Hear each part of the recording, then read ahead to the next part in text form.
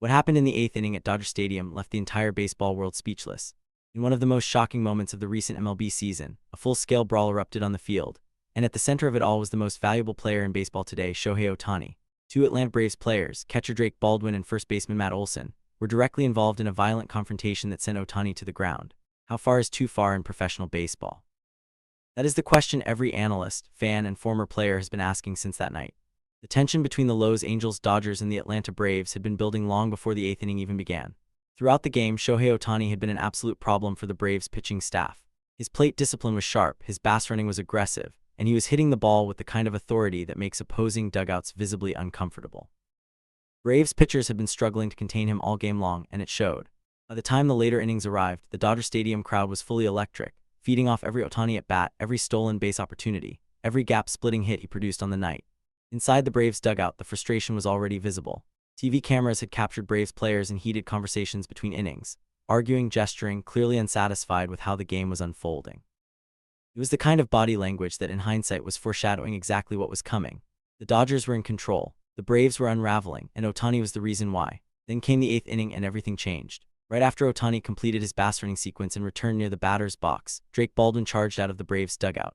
Baldwin came out with provocative words, moving toward Ohtani in a way that immediately drew attention from players on both sides. Seconds later, Matt Olson rushed in, and by all accounts, he appeared completely out of control. What happened next crossed a line that almost never gets crossed in professional baseball. Ohtani was shoved to the ground. The most critical detail here is this entire incident happened outside of live game play. This was not a collision on a base path. This was not a tag play that got heated. This was not a batter charging the mound situation that develops in the heat of a live pitch. This happened after the play had ended, which under MLB rules and standards of professional conduct makes it significantly more serious than a typical on-field confrontation. There is no gray area when a player charges another player after the play is dead. The moment Ohtani hit the ground, Dodger Stadium erupted. Freddie Freeman, Kyle Tucker, and a wave of Dodgers teammates stormed onto the field immediately. The scene was pure chaos, shouting, pushing, players from both dugouts spilling out, and umpires desperately trying to intervene and restore order. It took several minutes before the situation was brought under control. By the time the dust settled, every camera in the building had captured exactly what Baldwin and Olson had done, and the footage was already spreading across every sports platform in real time. The immediate concern across the stadium was serious.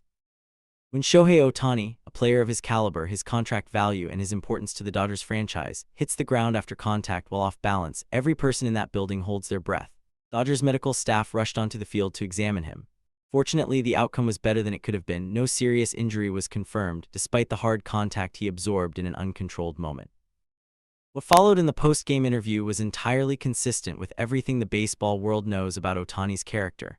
There was no anger. There were no inflammatory statements directed at Baldwin or Olson. Ohtani kept his focus entirely on baseball and on his team, the kind of composure under pressure that has defined his entire career, both in Japan and in Major League Baseball. That professionalism, displayed in a moment where most players would have had every right to be furious, earned him even more respect throughout the MLB community. MLB did not wait. An emergency investigation was launched immediately after the game concluded.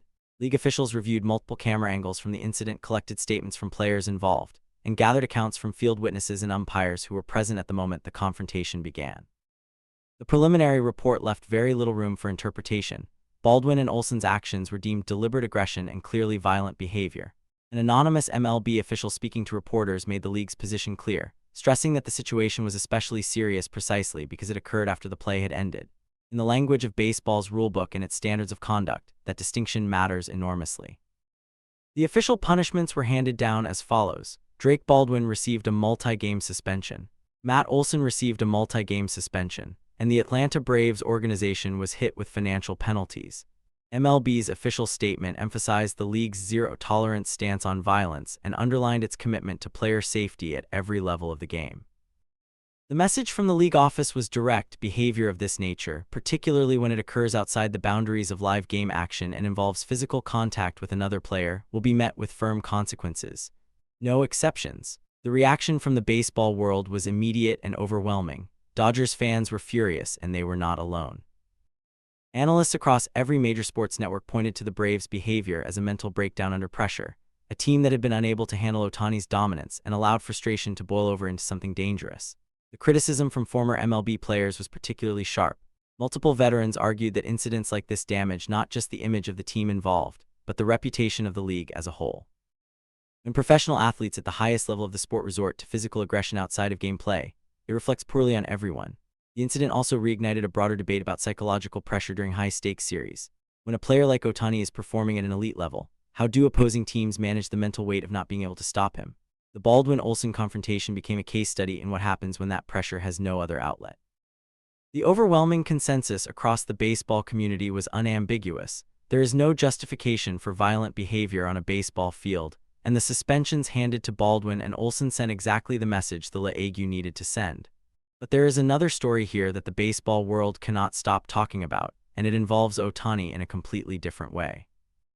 Despite carrying a 0.97 ERA through his first 6 starts of the season as a pitcher, Shohei Ohtani was sitting on a losing record. Let that sink in for a moment. A pitcher with an ERA below 1, a number that belongs in a conversation about the greatest single-season pitching performances in baseball history, and his team had won only 2 of the 6 games he started this season. Stretching further back, the Dodgers had won only 3 of the last 14 games Ohtani had started going back to the previous season. The numbers are almost impossible to reconcile. The stuff is not the issue. That much is beyond debate. Ohtani's fastball is approaching 100 mph. His splitter is one of the most devastating secondary pitches in the game, tunneling perfectly off the fastball before dropping out of the strike zone at the last moment.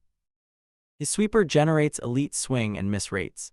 His pitch sequencing is polished and calculated. He rarely walks batters, rarely allows early inning damage, and controls the pace and rhythm of games in a way that only the most advanced pitchers in baseball can do consistently. The Houston Astros game stands as the perfect example of this paradox playing out in real time. Ohtani took the mound and delivered 7 innings of work, striking out 8 batters, and allowing only 2 solo home runs, a performance that on almost any other night in baseball results in a comfortable win. But the Dodgers' offense went cold. They could barely manufacture runs against the Astros pitching staff, and the game slipped away by a single run. Ohtani was charged with the loss. A pitcher with an ERA below 1 charged with the loss. Sports media did not hold back. Outlets across the country called it unbelievable that a sub-2 ERA pitcher was continuing to absorb losses through no fault of his own. The pitching performances have been Cy Young caliber. The run support simply has not been there. The explanation for part of this problem lies in a strategic decision the Dodgers coaching staff made at the start of the season. On days when Ohtani takes the mound as a pitcher, the team has chosen to rest him from his DH, designated hitter, duties. The reasoning is straightforward. Ohtani is no longer a young player operating on unlimited energy reserves. Preserving his stamina across a full season, protecting his arm, and managing the physical demands of being a true two-way player at the major league level requires careful planning. Manager Dave Roberts in the Dodgers front office made a calculated decision that his long-term health and effectiveness as a pitcher outweigh the offensive value he provides in the lineup on any single game day. The unintended consequence, however, is significant.